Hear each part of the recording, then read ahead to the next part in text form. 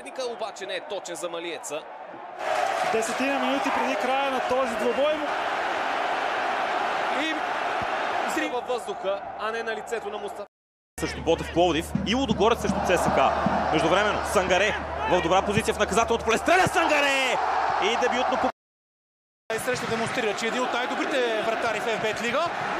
Но тук нямаше какво да направи. 2-0 за Левски, 59-та минута. Преодолява един опонент и влиза в наказателното поле. Мустафа Сангаре, възможно за Левски, 2-0. В стартовия състав не е и в групата на сините, които сега откриват резултата.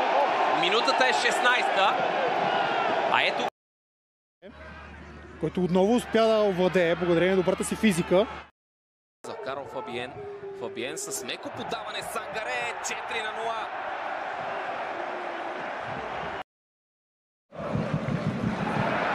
На 25 годишния в най-силните си качества. Успя да надбяга Бождар Кацаров. Пас! Бягване, което той печели спрямо Мартин Паскалев. Стреля 2-0 за Левски. Точка на спора. Мустафа Сангаре. Кристиан Макун, сега Сангаре се измъква, подаване към Марин Петков, той се освобождава. Шанс за Левски, 1-0. Великолепно изпълнение.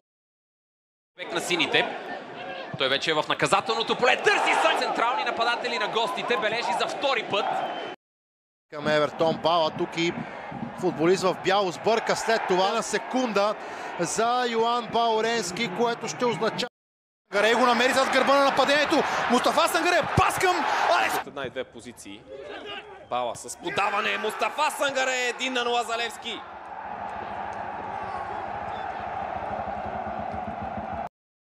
Мустафа Сангаре, сериозна подкрепа за Мустафа Сангаре.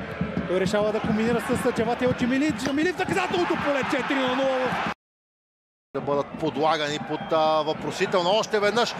Възможност за Левски този път. Евертон Бала, който отново се Придобил в течение на срещата по отношение с притежанието на топката 2-0. Капитан на септември. Сега обаче Сангаре в наказателното поле е препънат. Това трябва да бъде дуспа за Левски. Ето го и сигнала. Мустафа Сангаре стреля хладно кръгова отбрана и със своята скорост и физическа мощ именно той комбинира с Евертон Бала. Се присъединиха към Хебър тази зима. Много внушителна бройка. Сега удар на Мустафа Сангаре. Страхотно изпълнение. Сангаре срещу Георгиев. Безкомпромисно изпълнение и 2-1 за Левски. Пак Сангаре намери начин да се измъкне от Оливие Вердон. Удар, който е отразен. Сега добро подаване към Сангаре. Възможност за Левски. Мачата пред колото. Сега гледаме и удара на Мустафа.